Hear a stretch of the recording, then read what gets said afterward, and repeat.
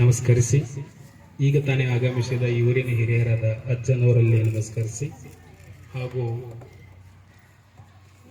ಬಲಗಭಾಗದ ವೇದಿಕೆ ಮೇಲೆ ಆಸೀನರಾದ ಹಿರಿಯರಿಗೂ ಕೂಡ ನಮಸ್ಕರಿಸಿ, ಕೇಂದ್ರ ಬಿಂದು ಆಗಿರತಕ್ಕಂಥ ತಮ್ಮೆಲ್ಲರಿಗೆ ವಂದಿಸಿ ಹಾಗೂ ಮುದ್ದು ಮಕ್ಕಳೇ, ನಿಮ್ಮ ಅಂತ ಆತ್ಮರದಲ್ಲಿ ಬೆಳೆಯುತ್ತಿರುವ ಪರಂ ಜ್ಯೋತಿಗೆ ನನ್ನ ಶರಣಾರ್ಥಿಗಳು. ಸಂಸ್ಕಾರ ಹಾಗೂ ಸಂಸ್ಕೃತಿ ಅಂದರೆ ಏನು ಅಂತೇಳಿ ಮೊದಲಿಗೆ ಪ್ರಾರಂಭ ಮಾಡ್ತೀನಿ. 2 ನಿಮಿಷದಲ್ಲಿ ಮಾತುಗಳನ್ನು ಮುಗಿಸ್ತೀನಿ. ಈಗ ಮಕ್ಕಳು ಎಷ್ಟು ಚಂದ ಭರತನಾಟ್ಯ ಮಾಡಿದ್ರು. ಈ ಭರತನಾಟ್ಯ ಡ್ರೆಸ್ ಮಾರ್ಕೆಟ್ ಒಳಗೆ ಸಿಗ್ತಾವ್ರಿ. ಆ ಭರತನಾಟ್ಯ ಡ್ರೆಸ್ ತಂದು ನಾ ಮಾಡಕ್ ಅಂದ್ರೆ ಬರ್ತತೇನ್ರಿ? ಅವ್ರಿಗತೆ ಒಂಟಗಳ ಮೇಲೆ ನಿಂತು ರಾಯರ್ನ ಹೊಳ್ಕೊಂಡ್ ಬೀಳ್ಬೇಕೈತಿ, ಆಕತಿಲ್ರಿ? ಇದು ಒಂದು ಸಂಸ್ಕಾರ.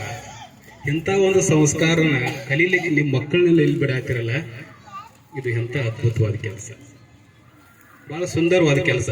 ಜಗತ್ತಿನ ಅತ್ಯಂತ ಶ್ರೇಷ್ಠ ಶ್ರೀಮಂತರು ಯಾರು ಅದಾರಲ್ಲ ನಮ್ಮ ಜಗತ್ತಿನಲ್ಲಿ, ಲಂಡನ್ದಾಗ ಒಂದು ಸ್ಕೂಲ್ ಅದ ರೀ. ಅತ್ಯಂತ ಹೈಯೆಸ್ಟ್ ಶ್ರೀಮಂತರು ಯಾರದಾರಂದ್ರ ಆ ಲಂಡನ್ ಸ್ಕೂಲಿಗೆ ತಮ್ಮ ಮಕ್ಕಳನ್ನ ಹೋಗಿ ಬಿಡ್ತಾರಂದ್ರ. ಅಲ್ಲಿ ಫೀಸ್ ಕೇಳ್ರಿ ಗಾಬರಿ ಆಗ್ತಾರೆ.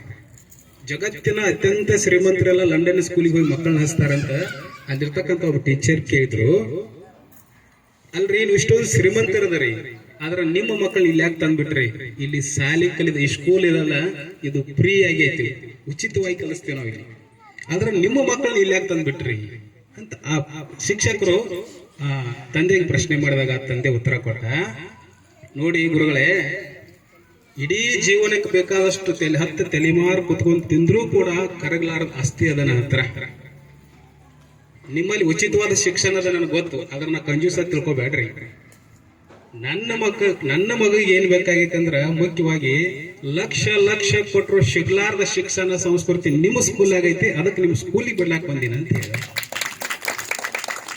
ಹಂಗ ಪಾರ್ವತಿ ಅಮ್ಮರು ಪರಮೇಶ್ವರವರು ಲಕ್ಷ ಕೊಟ್ಟರು ಕಲಿಲಾರ್ದ ಸಿಗಲಾರ್ದ 10 ವಿದ್ಯೆಗಳನ್ನ ಹೇಳಿದ್ರು.